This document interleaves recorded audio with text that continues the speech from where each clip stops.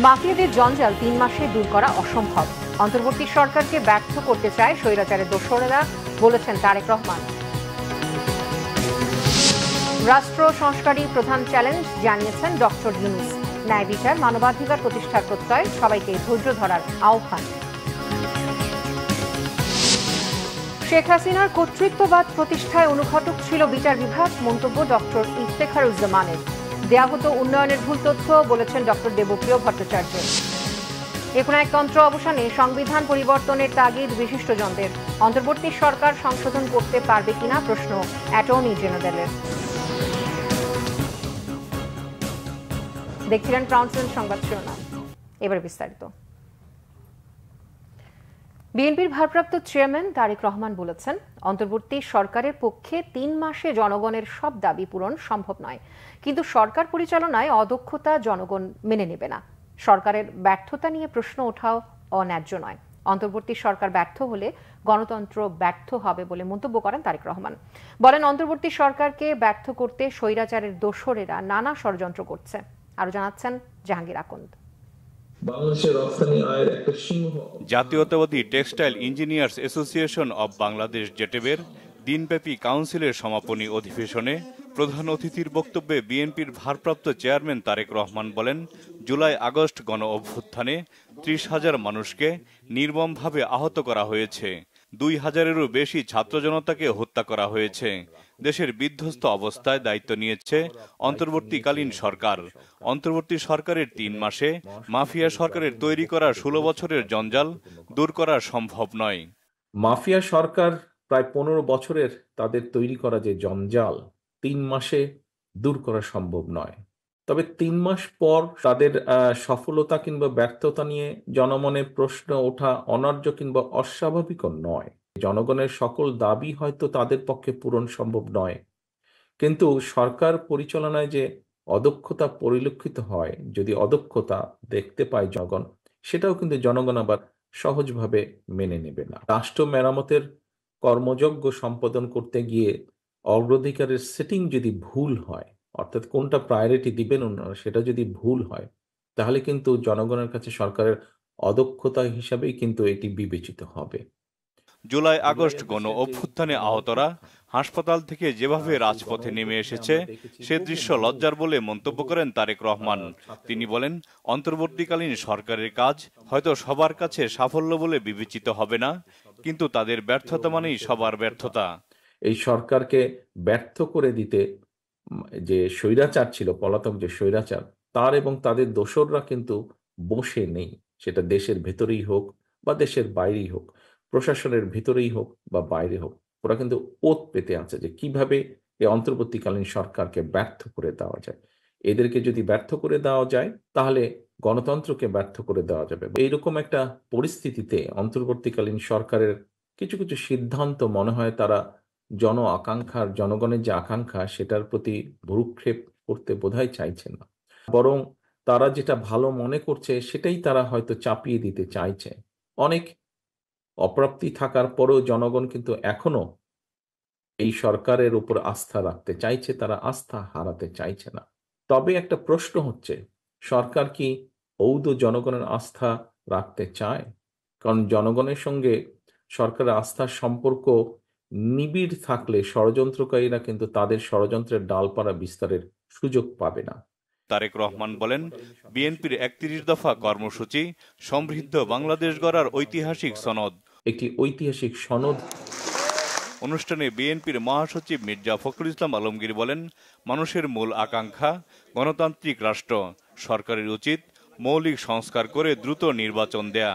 নির্বাচন কেন্দ্রিক যে সমস্ত সংস্কারগুলো আছে, সেই সংস্কারগুলো দ্রুত সম্পন্ন করতে হবে এবং আশা করব যে আমাদের নির্বাচন ব্যবস্থা, আমাদের প্রশাসন, নির্বাচন কেন্দ্রিক প্রশাসন, আইন শৃঙ্খলার ব্যবস্থা, বিচার ব্যবস্থা, এইগুলোর সংস্কারগুলো করেই আমাদেরকে অতি দ্রুত আমাদের নির্বাচনে যাওয়াটাই হবে এই দেশের মানুষের জন্য সবচেয়ে কল্যাণ। দেশ কঠিন সময় পার করছে উল্লেখ করে বিএনপি নেতারা বলেন, সতর্কতার সাথে এই সময়টা পাড়ি দিতে হবে। জাহাঙ্গীর আকন্দ, বাংলা ভিশন, ঢাকা। নির্বাচনী পারে অন্তর্বর্তী সরকারের সকল বিতর্কের অবসান ঘটাতে এমন দিক নির্দেশনা দিয়েছেন বিএনপি মহাসচিব মির্জা ফখরুল ইসলাম আলমগীর। বলেন, নির্বাচনের ধীর গতি ফ্যাসিস্টকে শক্তিশালী করছে। এদিকে নাগরিক ঐক্যের সভাপতি মাহমুদুর রহমান মান্না জানিয়েছেন, দেশ ক্রান্তিকাল পার করছে।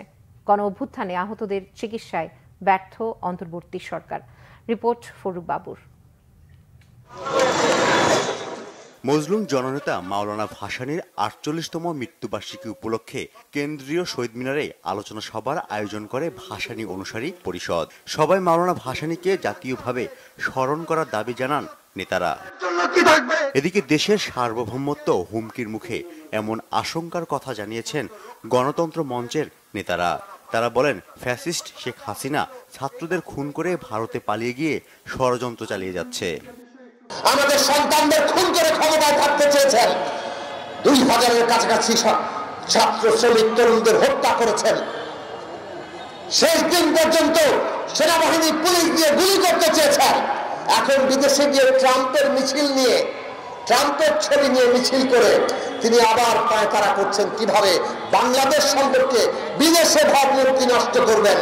স্বাধীন সার্বভৌম জাতিরাষ্ট্র হিসাবে বাংলাদেশকে যদি মাজার সিধা করে দাঁড়াতে হয়, তাহলে বাংলাদেশকে ভারতীয় আধিপত্যবাদের বিরোধিতা করতে হবে। অন্তর্বর্তী সরকার দেশের রিজার্ভ ও ব্যাংকিং খাতে গতি ফিরিয়ে আনলেও অনেকাংশে তাদের ব্যর্থতা রয়েছে, এমনটা জানান নাগরিক ঐক্যের সভাপতি মাহমুদুর রহমান মান্না। এত বড় মহান মুক্তিযুদ্ধের পরে কত মুক্তিযোদ্ধাকে আমরা বিদেশ পাঠিয়েছি, চিকিৎসা করেছি, তাদের জীবন বেঁচেছে, কিন্তু এই সরকার এইভাবে আমাদের চোখের সামনে লড়তে লড়তে ধুঁকতে ধুঁকতে একজন বীর সেনানী মারা গেছে, তার চিকিৎসার ব্যবস্থা করতে পারেনি। বিএনপি মহাসচিব মির্জা ফখরুল ইসলাম আলমগীর বলেন, রাজনৈতিক দল ক্ষমতায় না আসলে ফ্যাসিবাদের দোসরদের বিতাড়িত করা সম্ভব হবে না। অনেকে বলছেন যে বিরোধী দল নির্বাচন করছে, রাজনীতিকরা নির্বাচন করছে। আমরা আমাদের অভিজ্ঞতা থেকে নির্বাচনের কথা বলছি, কারণ একটি আবার সুষ্ঠু নির্বাচনের বাইরে একমাত্র বাংলাদেশকে একটা রাজনৈতিক স্থিতিশীলতা দিতে। এদিকে রাজধানীর রাওয়া ক্লাবে আয়োজিত এক অনুষ্ঠানে বিএনপির স্থায়ী কমিটির সদস্য ডক্টর আব্দুল মঈন খান বলেন, সবাই যখন একমত পোষণ করে তখনই দেশে স্বৈরশাসক তৈরি হয়। মত পার্থক্য থাকাটা জরুরি বলেও জানান তিনি। এখানে আমি ছাত্র এবং রাজনৈতিক দলকে আজকের প্রেক্ষাপটে পারস্পরিক প্রতিদ্বন্দ্বী হিসাবে আমি দেখতে চাই না, এবং সেটা সঠিকও হবে না। এখানে রাজনীতিক, তরুণ সমাজ, ছাত্র সমাজ এরা একে অপরের পরিপূরক হিসেবে কাজ করেছে। সত্যের জন্য সবাই ঐক্যবদ্ধ হবে বলে প্রত্যাশা মঈন খানের। খারাপ কাজের জন্য অনেক। ফরুক বাবু, বাংলা ভিশন, ঢাকা। অন্তর্বর্তীকালীন সরকারের প্রধান উপদেষ্টা ডক্টর মোহাম্মদ ইউনূস বলেছেন, আগামীর বাংলাদেশ হবে ন্যায় বিচার, মানবাধিকার ও বাক স্বাধীনতার। দারিদ্র্য শূন্য, বেকারত্ব শূন্য ও শূন্য কার্বন নিঃসরণের লক্ষ্য অর্জনে সরকারের অঙ্গীকারের কথা জানিয়ে প্রধান উপদেষ্টা বলেন, আগামীর বাংলাদেশ হবে অন্তর্ভুক্তিমূলক। বিস্তারিত রুকুনুজ্জামানের রিপোর্টে। শনিবার রাজধানীর প্যান প্যাসিফিক সোনারগাঁও হোটেলে বে অব বেঙ্গল কনভারসেশনে যোগ দেন অন্তর্বর্তীকালীন সরকারের প্রধান উপদেষ্টা ডক্টর মোহাম্মদ ইউনূস। অনুষ্ঠানে দেয়া বক্তব্যের শুরুতে প্রধান উপদেষ্টা জুলাই অভ্যুত্থানে ছাত্র শ্রমিক জনতার আত্মদানের কথা স্মরণ করেন। Let us pay respect to all those who sacrificed their lives, those who lost their limbs, eyes, and many physical capacities for the rest of their life. প্রধান উপদেষ্টা বলেন, জুলাই বিপ্লবের আকাঙ্ক্ষা অনুযায়ী ভবিষ্যতের বাংলাদেশ গঠিত হবে মানবাধিকার, বাক স্বাধীনতা, ন্যায় বিচার ও অন্তর্ভুক্তিমূলক। Voices of the entire nation, voices that have demanded change, voices that continue to push us all to build a future based on human rights, freedom of speech, justice, and inclusion. অন্তর্বর্তীকালীন সরকারের প্রধান উপদেষ্টা doctor Mohammad Yunus আরও বলেন, সামাজিক ন্যায় বিচার ও রাষ্ট্র সংস্কারই সরকারের প্রধান চ্যালেঞ্জ। তিনি এ সকল কাজের জন্য ধৈর্যের সাথে অপেক্ষা করতে দেশবাসীর প্রতি আহ্বান জানান। Working with the villagers, working with poor women, seeing their courage and being inspired by their strength, It is those experiences that taught me that every problem has a solution, maybe more than one solution, if we have the patience to pull it out from the problem itself. শূন্য carbon নিঃসরণ, দারিদ্র্য শূন্য এবং বেকারত্ব শূন্য সমাজ গঠনে 3 শূন্য অর্জনে সরকারের লক্ষ্যের কথাও বলেন প্রধান উপদেষ্টা। We need to create a world of 3 zeros. Zero net carbon emission, zero wealth concentration by introducing social business to solve people's problems rather than maximizing profit. Zero unemployment by turning young people into entrepreneurs. নীতি বিষয়ক এই সংলাপের আয়োজন করে বেসরকারি সংগঠন centre for government studies. Rokunuzzaman, Bangla vision, Dhaka. TIB নির্বাহী পরিচালক ডক্টর ইফতেখারুজ্জামান বলেছেন, শেখ হাসিনার কর্তৃত্ববাদ প্রতিষ্ঠায় বিচার বিভাগ অনুঘটক হিসেবে কাজ করেছে। এছাড়া গণমাধ্যমের একটি অংশ শেখ হাসিনার কর্তৃত্ববাদী শাসন প্রতিষ্ঠায় ভূমিকা রেখেছিল বলে মন্তব্য করেন তিনি। রাজধানীর মাইডাস সেন্টারে আইন বিষয়ে অনুসন্ধানী সাংবাদিকতা বিষয়ে প্রশিক্ষণ কর্মশালার উদ্বোধনকালে তিনি এই মন্তব্য করেন। ডক্টর ইফতেখারুজ্জামান বলেন, বিচার বিভাগ ও গণমাধ্যমের স্বাধীনতা অঙ্গাঅঙ্গিভাবে জড়িত। বিচার বিভাগের সুফল পেতে হলে রাজনৈতিক সংস্কার করতে হবে। অনুষ্ঠানে সাংবাদিকদের বিরুদ্ধে আদালত অবমাননার মামলায় আইনি লড়াইয়ের পাশে থাকার ঘোষণা দেন অতিরিক্ত অ্যাটর্নি জেনারেল অনিক আর হক।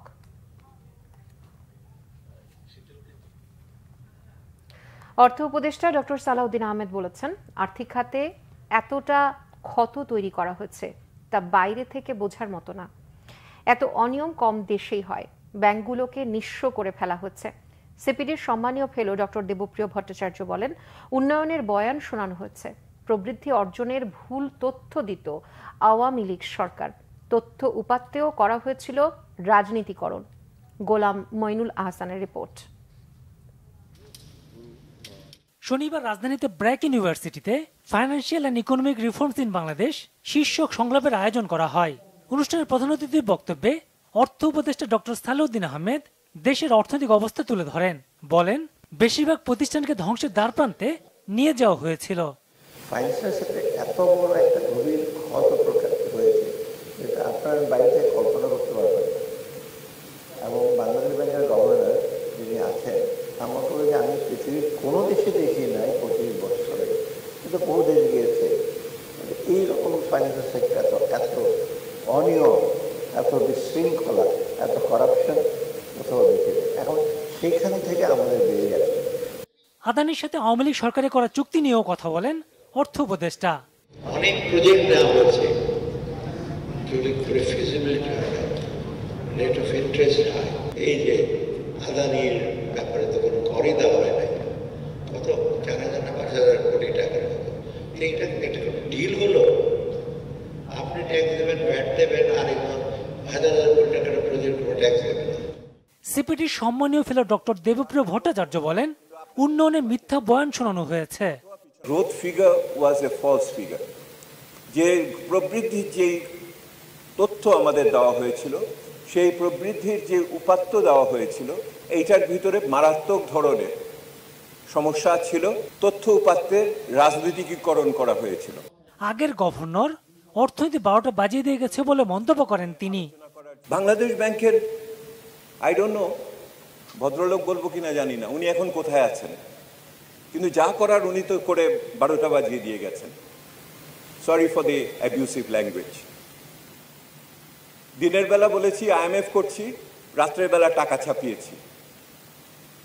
আমি একদিকে বলেছি যে রুলস করছি, অন্যদিকে আমি এক্সাম্পশন দিয়েছি বিভিন্ন কোম্পানিকে। একদিকে আমি বলছি যে রিজার্ভ ঠিক আছে, অন্যদিকে আসলে রিজার্ভের ওই টাকা নাই, হিসাবে গন্ডগোল। So first and foremost issue, আমি যে বললাম না, সরকারের বিভিন্ন একটা রাষ্ট্রের বিভিন্ন যন্ত্র যদি বিকল হয়ে যায় তাহলে এজেন্সি প্রবলেম হবে না তো কি হবে? গত 15 বছর দেদারসে অর্থ পাচার হয়েছে। পাচারের সে পথ বন্ধ করা হয়েছে জানান অর্থ উপদেষ্টা। গোলাম মইনুল হাসান, বাংলা ভিশন, ঢাকা। পঞ্চদশ সংশোধনীর মাধ্যমে সংবিধানকে কলুষিত করা হয়েছে বলে মনে করেন বিশিষ্টজনেরা। তারা মনে করেন একনায়কতন্ত্র থেকে বেরিয়ে আসতে হলে এই সংবিধানে কিছু পরিবর্তন প্রয়োজন। আর রাজনৈতিক ঐকমত্য ছাড়া সংশোধন কতটা করা যাবে তা নিয়েও সন্দিহান তারা। তবে অ্যাটর্নি জেনারেলের মতে এই সরকার সংবিধান সংশোধন করতে পারবে কিনা তাও ভেবে দেখা দরকার। তার মতে শুধু ভোটাধিকার ঠিক রাখা গেলেও অনেক সমস্যা সমাধান সম্ভব। আহমদ সারওয়ারের রিপোর্টে বিস্তারিত। ওনারা অপেক্ষা করেছেন নির্বাচিত ছাত্র জনতার গণ অভ্যুত্থানে শেখ হাসিনার সরকারের পতনের পর সংবিধান নিয়ে বিভিন্ন মহলে শুরু হয় নানা আলোচনা সমালোচনা। কথা উঠেছে সংবিধান সংশোধনেরও। এমন বাস্তবতায় শনিবার দুপুরে জাতীয় প্রেস ক্লাবে কেমন সংবিধান চাই এ বিষয়ে সেমিনারের আয়োজন করে ল রিপোর্টার্স ফোরাম। এতে সংগঠনের সাবেক সভাপতি এবং দৈনিক ইত্তেফাকের নির্বাহী সম্পাদক সালিউদ্দিন সংবিধানের খসড়া প্রস্তাব উপস্থাপন করেন, যাতে সরকার ব্যবস্থাপনা, বিচার বিভাগ, আইনসভা, নির্বাচন ব্যবস্থা ও স্থানীয় সরকার সহ বিভিন্ন বিষয়ে ব্যাপক সংশোধনের প্রস্তাব করেন তিনি। বাংলাদেশে দ্বিকক্ষ বিশিষ্ট একটি আইনসভা থাকিবে, যাহার উচ্চকক্ষ জাতীয় পরিষদ, যাহা আমি আগে বলিয়াছিলাম, ও নিম্ন কক্ষ জাতীয় সংসদ নামে পরিচিত হইবে। জাতীয় পরিষদ রাষ্ট্রের সর্বোচ্চ নীতি নির্ধারণী ও আইন প্রণয়ন সভা। এই সংবিধানের বিধানাবলী সাপেক্ষে প্রজাতন্ত্রের আইন প্রণয়নের সমস্ত ক্ষমতা জাতীয় পরিষদের হাতে থাকিবে। আলোচনায় অনেকেই প্রশ্ন তোলেন সংবিধান সংশোধনের উদ্যোগ নিয়েই, আবার অনেকে প্রশ্ন তোলেন এত পরিবর্তনের আদৌ প্রয়োজন আছে কিনা। উচ্চকক্ষ নিম্নকক্ষ কনস্টিটিউশনে থাকবে কিনা, পার্লামেন্টারি ব্যালেন্স, যে একটা কনসেপ্ট তিনি রেজ করেছেন, আমি অপোজ করছি এটা। এই জন্য এইভাবে অপোজ করছি, যদি এইভাবে রিপ্রেজেন্টেটিভ ক্যাপাসিটিতে পার্লামেন্ট গঠিত হয় তাহলে পলিটিক্যাল পার্টির কম্পিটিটিভনেসকে নষ্ট হয়ে যাবে।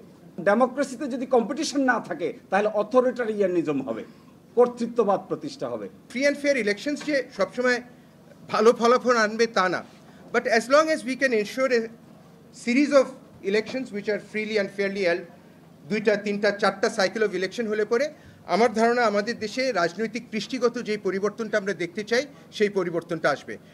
বিশিষ্টজনদের মতে সংবিধান শুধু আইনজ্ঞদের বিষয় নয়, জনগণেরও এতে ভূমিকা আছে। তারা বলেন সংবিধানটাকে নষ্ট করা হয়েছে কাটাছেঁড়া করে।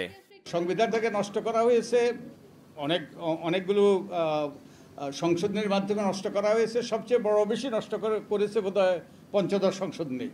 আপনারা জানেন যে পঞ্চদশ সংশোধনীর মাধ্যমে সংবিধানের 1/3কে পরিবর্তন করা হয়েছে, 1/3 বেশি, এবং এগুলোকে সেই 7 খর মাধ্যমে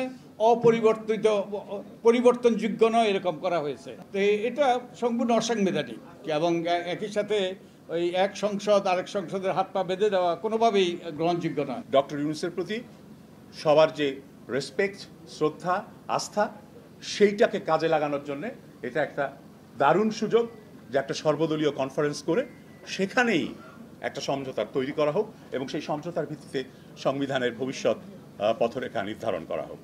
পঞ্চদশ সংশোধনী বাতিল ছাড়া সংবিধানকে গণতান্ত্রিক চেহারায় ফিরিয়ে আনা সম্ভব নয় বলে মনে করেন আলোচকরা।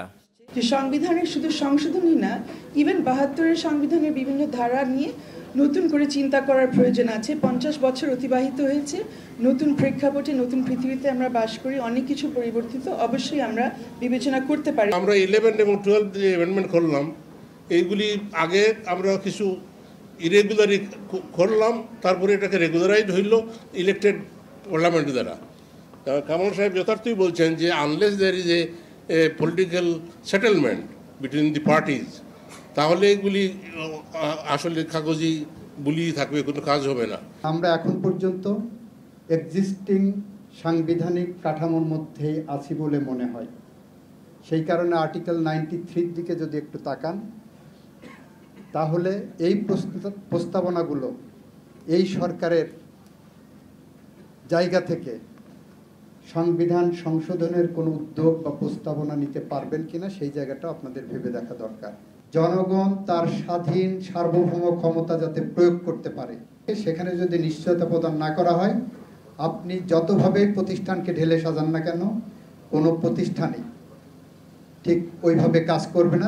সংবিধান ঠিকমতো লেখা না হলে কাউকে জবাবদিহিতার আওতায় আনা যাবে না উল্লেখ করে আলোচকরা বলেন, নিষ্ঠাবান না হলে পরিবর্তন বা সংশোধন যাই করা হোক না কেন কোনো কাজ হবে না। আহমেদ সরওয়ার, বাংলা ভিশন, ঢাকা। এদিকে বর্তমান পদ্ধতির ইভিএমে আস্থা নেই নির্বাচন সংস্কার কমিশনের। এটি ব্যয়বহুল ও ত্রুটিযুক্ত বলে মনে করে কমিশন, এমনটি জানিয়েছেন নির্বাচন সংস্কার কমিশনের প্রধান ডক্টর বদিউল আলম মজুমদার। বিকেলে নির্বাচন কমিশন ভবনে সাংবাদিকদের সাথে আলাপকালে এ কথা বলেন তিনি। বলেন, ইভিএম ব্যবহারে রাজনৈতিক দলগুলোর ঐক্য থাকতে হবে। গোয়েন্দা সংস্থা সহ আইন শৃঙ্খলা বাহিনীর যেসব সংস্থা সাংবাদিকদের নজরদারি করে সুষ্ঠু নির্বাচনে বাধা দিয়েছে তাদের বিচার করে শাস্তির আওতায় আনা জরুরি বলে মনে করেন সংস্কার কমিশনের প্রধান। সাংবাদিকদের এক প্রশ্নের জবাবে বদিউল আলম মজুমদার বলেন, রাজনীতি এখন জনকল্যাণমুখী হয় না, এটি ব্যবসায় পরিণত হচ্ছে। সভায় সংস্কার কমিশনের সদস্য ডক্টর তোফায়েল আহমেদ বলেন, স্থানীয় নির্বাচন দলীয় প্রতীকে হওয়া উচিত নয়। স্বচ্ছতা নিশ্চিত করতেই জুলাই অভ্যুত্থানের শহীদদের চূড়ান্ত তালিকা করতে কিছুটা সময় লাগছে বলে জানিয়েছেন যুব ও ক্রীড়া উপদেষ্টা আসিফ মাহমুদ সজীব ভুঁইয়া।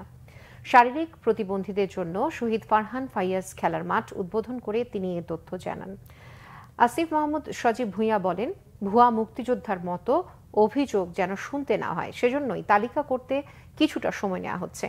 127টি গণকবরের যে তথ্য বৈষম্য বিরোধী ছাত্র আন্দোলন দিয়েছে তা খতিয়ে দেখা হচ্ছে বলেও জানান তিনি। যুব ও ক্রীড়া উপদেষ্টা বলেন, রাজধানীর সব মাঠ পুনরুদ্ধার করা হবে, পর্যাপ্ত খেলার মাঠ নিশ্চিত করা হবে। 55টি ফেডারেশনকে এক জায়গায় আনতে স্পোর্টস ভিলেজ করার পরিকল্পনার কথাও জানান উপদেষ্টা। কোন ক্রীড়া সংগঠনে যেন সিন্ডিকেট গড়ে তুলতে না পারে সে ব্যাপারে হুঁশিয়ারিও উচ্চারণ করেন আসিফ মাহমুদ। এটা যদি যথাযথ না হয় এখানে তাহলে এটা নিয়ে একটা প্রশ্ন থেকে যেতে পারে, যেমন মুক্তিযোদ্ধাদের ব্যাপারেও ভুয়া মুক্তিযোদ্ধার প্রশ্নটা এখনও আমাদেরকে ফেস করতে হয় আজকে 54 বছর পরে এসেও। সেটা যাতে কোনোভাবে না থাকে সেজন্য আমাদের একটু সময় লাগছে, কিন্তু অতি দ্রুতই এই চূড়ান্ত তালিকাটা প্রকাশ করা হবে। কিন্তু তালিকা কিন্তু অলরেডি একটা তালিকা আছে, যে যতটুকু পর্যন্ত আমাদের ভেরিফিকেশন হয়ে গেছে সেই তালিকাটা কিন্তু আছে, এবং যাদেরকে ভেরিফাই করা হচ্ছে নতুন করে সেটাও তালিকাতে অন্তর্ভুক্তির মাধ্যমে একটা পূর্ণাঙ্গ তালিকা প্রকাশ করা হবে। ফ্যাসিবাদ বিরোধী আন্দোলন করতে গিয়ে সংযুক্ত আরব আমিরাতের বিভিন্ন জেলখানায় এখনও আটক 3 শতাধিক প্রবাসী বাংলাদেশিকে দেশে ফিরিয়ে আনতে অন্তর্বর্তী সরকারের প্রতি আহ্বান জানিয়েছেন বক্তারা। পুলিশ, নির্বাচন কমিশন এবং প্রশাসন সংস্কার করে দ্রুত নির্বাচন দেওয়ার দাবিও করেন তারা। নাগরিক ঐক্যের আহ্বায়ক মাহমুদুর রহমান মান্না বলেছেন, রাষ্ট্র সংস্কার এই সরকারের ম্যান্ডেট হতে পারে না। মহিবুল্লাহ মুহিবের রিপোর্টে বিস্তারিত। গণ অভ্যুত্থান ও প্রবাসীদের ভূমিকা নিয়ে জাতীয় প্রেস ক্লাবে গোলটেবিল আলোচনা অনুষ্ঠিত হয়। সভায় বক্তারা বলেন, গণ অভ্যুত্থানের পর 3 মাস পেরিয়ে গেলেও স্বৈরাচারের প্রেতাত্মারা রয়ে গেছে এখনো বহাল তবিয়তে। এ কারণেই কাঙ্ক্ষিত পরিবর্তন আসেনি বলেও মনে করেন তারা। ওরা সংস্কার সম্পূর্ণ করুক, তারপরে নির্বাচন। তাহলে হেলথ পলিসি ওবামা পলিসি হবে নাকি NHS হবে, সবার জন্য শিক্ষা, স্বাস্থ্য, অন্ন সব নিশ্চিত করবার পরে ভোট হবে? এটা তো হতে পারে না। আমাদের লড়াইটাই হয়েছে গণতন্ত্রের জন্য, লড়াইটা হয়েছে নির্বাচন যাতে সুষ্ঠু হয় তার জন্য। অর্থনৈতিক স্বাবলম্বিতাই সার্বভৌমত্বের অন্যতম গুরুত্বপূর্ণ গ্যারান্টি আজকের দুনিয়াতে। সেই লক্ষ্যগুলো আমাদের স্থাপন করা দরকার। এটা নস্যাৎ করার যারা চেষ্টা করবে তারা দেশদ্রোহী, দেশের বিরুদ্ধে ষড়যন্ত্র করছে, তাদের সংকীর্ণ ব্যক্তিগত স্বার্থ অথবা গোষ্ঠীগত স্বার্থে কিংবা অন্য কোনো দেশের দালালি করে সেইটা বাংলাদেশের সচেতন জনগণকে রুখে দিতে হবে রাজনৈতিকভাবে। আমাদের দেশের প্রবাসী, আমার দেশের মানুষ, তাদের বিরুদ্ধে যখন আমি কমপ্লেন দেই যে তারা জঙ্গি, উগ্র, স্বাধীনতা বিরোধী, তাহলে সে পাসপোর্ট নিয়ে কিভাবে দেশের বাইরে গেল? তাহলে তার পাসপোর্টটা কিভাবে ছিল? এইটা ওই দেশে আমাদের ভাবমূর্তি ক্ষুণ্ণ হয় না? তাহলে এই রকমের দেশের ভাবমূর্তি তো প্রকৃত অর্থে গত 15 বছর এরা ক্ষুণ্ণ করেছে। বিএনপি কিংবা জামাত করার সুবাদে কত মানুষকে নানানভাবে হয়রানি করেছে। বক্তারা আরো বলেন, 10টি সংস্কার কমিশন করে তালগোল পাকিয়ে ফেলেছে অন্তর্বর্তী সরকার। জুলাই অভ্যুত্থানে শহীদদের স্মরণের পাশাপাশি প্রবাসে বসে যারা প্রতিবাদী হয়ে উঠেছিলেন তাদের রাষ্ট্রীয় সম্মান জানানোর আহ্বান জানান বক্তারা। এই সরকার শুধু ভোট দেবেন তা তো আমরা চাই না, অন্তত পক্ষে যে স্বৈরাচারী ব্যবস্থা, কারণ অতীত দিনে দেখেছি 90-এ হঠালাম ক্ষমতায় আসার পরে পালাক্রমে যারা ছিল তারাই তো আরো বড় স্বৈরাচার হলো। তার মানে ব্যবস্থার বদলটা কিন্তু হয় নাই, এটা তো সত্য। আমরা 3 জোটের রূপরেখা এবং আচরণবিধি করেছিলাম, পরবর্তীতে ক্ষমতায় যারা ছিল তারা কিন্তু রক্ষা করে নাই, ভিত্তিটা রয়ে গেছে। তাহলে ভিত্তিমূল তো উচ্ছেদ করতে হবে। এখন আমাদের বলা দরকার, আমরা গত 1.5 দশকের বেশি সময় যে কথাগুলো বলতে পারিনি। প্রধানমন্ত্রী, সাবেক পালিয়ে যাওয়া প্রধানমন্ত্রীর পুত্র সজীব ওয়াজেদ জয়, আপনারা খোঁজ খবর নিয়ে দেখেন, ওয়াশিংটনে সে কিছু করে না, কখনোই কিছু করতো না। খোঁজ নিয়ে দেখেন দুবাইয়ের রাজপুত্ররা যে জীবনযাপন করেন, সজীব ওয়াজেদ জয় ওয়াশিংটনে সেই জীবনযাপন করেন, কিন্তু তার কোনো পেশা নাই, তিনি কিছু করেন না, তথাকথিত কম্পিউটার বিজ্ঞানী। কোনো সংস্কার জনগণের উপর চাপিয়ে দিলে তা ফলপ্রসূ হবে না বলেও মনে করেন বক্তারা। মুহিবুল্লাহ মুহিব, বাংলা ভিশন, ঢাকা। ডাকাতি ও মুক্তিপণের উদ্দেশ্যেই আজিমপুরে শিশুকে অপহরণ করেছিল অপরাধী চক্র, তবে শেষ রক্ষা হয়নি। মুক্তিপণ চাওয়ার আগেই ফাতেমা আক্তার শাপলাকে মোহাম্মদপুর থেকে গ্রেফতার করে র্যাব। 8 মাস বয়সী শিশুটিকে উদ্ধারের পর তুলে দেওয়া হয়েছে পরিবারের কাছে। শুক্রবার সকালে আজিমপুর মেডিকেল স্টাফ কোয়ার্টারে ফারজানা নামের এক নারীর বাসায় ডাকাতি করতে গিয়ে 8 মাসের শিশুকেও নিয়ে যায় দুর্বৃত্তরা। ঘটনার পর আইন শৃঙ্খলা বাহিনীর একাধিক টিম তদন্তে নামে। শুক্রবার রাতে রাজধানীর মোহাম্মদপুর থেকে উদ্ধার করা হয় শিশুটিকে। ডাকাতির সাথে জড়িত কাউকে আটক করা না গেলেও শাপলাকে গ্রেফতার করা হয়। এক প্রশ্নের জবাবে র্যাবের আইন ও গণমাধ্যম শাখার পরিচালক মুনিম ফেরদৌস সংবাদ সম্মেলনে দাবি করেন, বগুড়ায় মাকে হত্যার ঘটনায় ছেলেকে হত্যাকারী হিসেবে মিডিয়ার সামনে উপস্থাপন করার বিষয়ে র্যাবের কোনো সদস্যের গাফিলতি থাকলে তাও তদন্ত করা হবে। ভিকটিমের মা, তার সাথে তার বাবার কিছুটা মনোমালিন্য আছে এবং তারা প্রায় 4 মাস ধরে একসাথে থাকে না, কিন্তু তার বাবার তাদের বাসায় যাতায়াত আছে। 4 মাস ধরেই তাদের বাসায় প্রতিদিনই যায়, কিন্তু রাতের বেলায় সে বাসায় থাকে না, সে রাতের বেলা সে বাইরে থাকে। সেও এই তদন্তের স্বার্থে আমাদের নজরদারিতে আছে। পুলিশও তা থেকে জিজ্ঞাসাবাদ করছে, যদি তার সম্পৃক্ততা পাওয়া যায় পরবর্তীতে সেটা দেখা হবে। রাজধানীর পল্লবী এলাকায় 2 শিশুকে গলা কেটে হত্যার পর আত্মহত্যার চেষ্টা করেছেন বাবা। পুলিশের ধারণা, পারিবারিক কলহ ও আর্থিক অনটনের কারণে এই ঘটনা ঘটে থাকতে পারে। শনিবার সকাল 10:30টার দিকে পল্লবীর বাগের টেক এলাকায় এই ঘটনা ঘটে। প্রতিদিন 2 ছেলেকে সাথে নিলেও আজ বাসায় তাদের রেখেই কাজে বের হন মা রোজিনা বেগম। বের হওয়ার 2 ঘন্টা পর শুনতে পান গলা কেটে হত্যা করা হয়েছে 2 সন্তানকে। সে সময় পাশের ঘরেই ছিলেন নানা জোবেদ আলী। বাচ্চাদের শব্দ শুনে ছুটে গিয়ে দেখেন রক্তাক্ত 2 নাতির নিথর দেহ। সে সময়ই আহাদ নিজের গলায় ছুরি চালায়। 999-এ জানতে পেরে ঘটনাস্থলে গিয়ে লাশ উদ্ধার করে ঢাকা মেডিকেলের মর্গে পাঠায় পুলিশ। আহত আহাদকেও হাসপাতালে পাঠানো হয়েছে, তার অবস্থা আশঙ্কাজনক। বাচ্চা দৌড় করতেছে, 10টা তো চিনে খাওয়াই উঠাইছে, উঠাই দিয়া 2টার আমার অনুমান 2টার গলা এটারে জবরি আছে। 9:30 করতে পারিছি, দেখলাম যে 2 বাচ্চারে মজাই না খাওয়াইতেছে, জুস আনলো, জুস না খাওয়াইলো ওর বাপের। তা আমি প্রতিদিনই আমার 2 ছেলের আমার সাথে করে নিয়ে যাই। তা আজকে আমি নিতে চাইলেও আমার কাছে দেয় নাই, কইতেছে তুই পাক করতে যা, আজকে তো আমি বাসায় আসছি, আমার কাছে থাকুক। তা তো আমি পাক করতে গেলাম, ওই যে বাদে তো আর আমি 10:30 বাজে আমার জায়গায় খবর গেল জোর ওরা জবাই করে ভাবছে। সাহিত্য ও সাংস্কৃতিক আগ্রাসন প্রতিরোধে গণ অভ্যুত্থানের চেতনায় আলোচনা সভা, কবিতা পাঠ ও সাংস্কৃতিক অনুষ্ঠান হয়েছে রাজধানীতে। বিকেলে জাতীয় প্রেস ক্লাবের আব্দুস সালাম হলে জাতীয় সাহিত্য সাংস্কৃতিক ঐক্যজোটের উদ্যোগে এর আয়োজন করা হয়।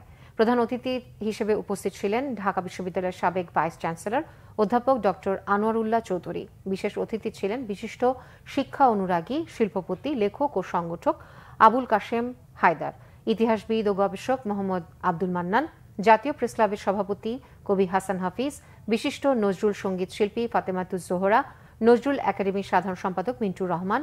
এছাড়াও বক্তব্য রাখেন সৈয়দ নাজমুল আহসান, নূর হোসেন রানা, ফরিদ ও সাইদ সহ অন্যান্যরা।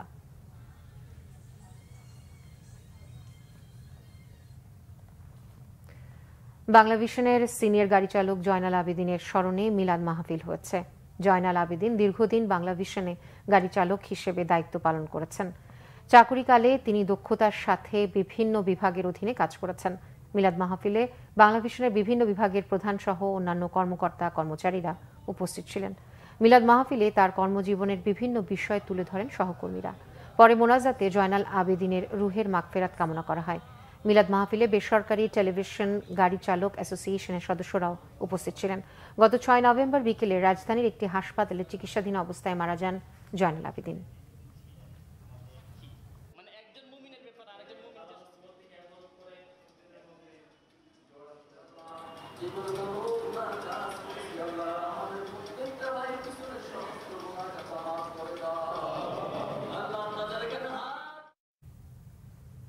এবার আরো কিছু খবর নিয়ে এখন একটি ডেস্ক রিপোর্ট। বাংলাদেশের টেক্সটাইল শিল্পকে অন্য দেশে স্থানান্তরে ষড়যন্ত্র রুখে দেওয়ার আহ্বান জানিয়েছেন বিএনপির স্থায়ী কমিটির সদস্য ডাক্তার AZM জাহিদ হোসেন।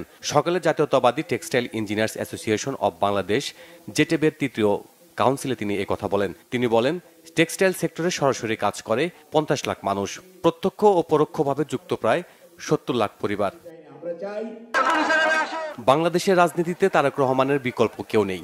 শেখ হাসিনার সরকার পতনের 3 মাসের মধ্যে তিনি তার অভিজ্ঞতা দিয়ে তা প্রমাণ করেছেন। বিকালে নাটোরের মাধবনগর ডিগ্রি কলেজ মাঠে জনসমাবেশে একথা বলেছেন বিএনপির সাবেক মন্ত্রী অ্যাডভোকেট এম রুহুল কুদ্দুস তালুকদার দুলু। তারেক রহমান বাংলাদেশের আন্দোলনের প্লে মেকার বলেছেন বিএনপির ভারপ্রাপ্ত চেয়ারম্যান তারেক রহমানের পররাষ্ট্র বিষয়ক উপদেষ্টা হুমায়ুন কবির। তিনি বলেন, তারেক রহমান 15 বছর জুলুমবাজ সরকারের বিরুদ্ধে ঐক্য ধরে রেখেছেন।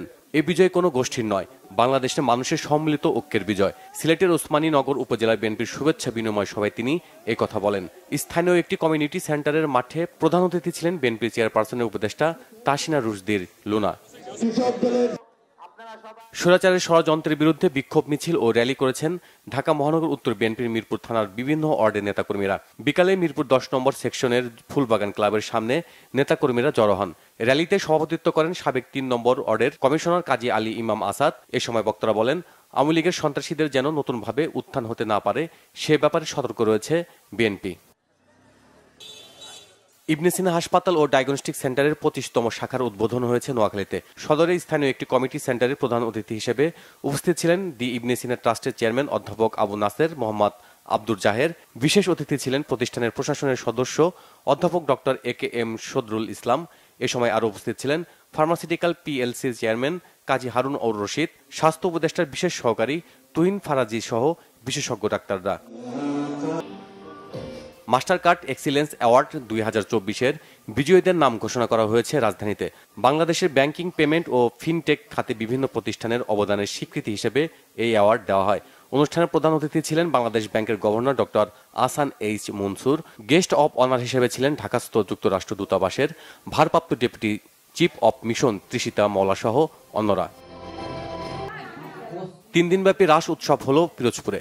মঠবাড়িয়ায় শ্রীমত আচার্য বিবেকানন্দ আশ্রমে এর আয়োজন করা হয়। উৎসবে কীর্তন, কবিগান, ভক্তি বন্দনা, আরতি সহ নানা ধর্মীয় আচার বিধিতে মেতে ওঠে সনাতন ধর্মাবলম্বীরা। ঐতিহ্য থেকে প্রকাশিত হয়েছে 4 খণ্ডের আবিদ আজাদ রচনাবলী। এ উপলক্ষে বাংলা একাডেমির বর্ধমান ভবন প্রাঙ্গণে প্রকাশনা অনুষ্ঠানের আয়োজন করা হয়। আলোচকরা বলেন, ঘাসের ঘটনা কাব্যগ্রন্থ দিয়ে সাহসী যাত্রা শুরু করেন 70 দশকের অন্যতম কবি আবিদ আজাদ। এদেশের ধর্মীয় ও সাংস্কৃতিক মূল্যবোধকে তিনি সার্থকভাবে ধারণ করেছেন কবিতায়। প্রকাশনা অনুষ্ঠানে বক্তব্য রাখেন আবিদ আজাদ গবেষক ডক্টর লোপামুদ্রা রহমান, কবি ও সাংবাদিক জুনুন রাইন, কবি ফারুক সুমন এবং ঐতিহ্যের প্রধান নির্বাহী আরিফুর রহমান নাইম। আবিদ আজাদের কবিতা আবৃত্তি করেন বাচিক শিল্পী Mahmudul Hakim Tanvir. Bangla vision news desk. Football Sagar পারে সংবর্ধনা পেতে যাচ্ছে সাফজয়ী নারী ফুটবল দল। তাদের 1 কোটি টাকা পুরস্কার দেবে বাংলাদেশ অলিম্পিক অ্যাসোসিয়েশন। বিওএর নতুন সভাপতি নির্বাচিত হয়ে প্রথম সভা করেন সেনাপ্রধান জেনারেল ওয়াকারুজ্জামান।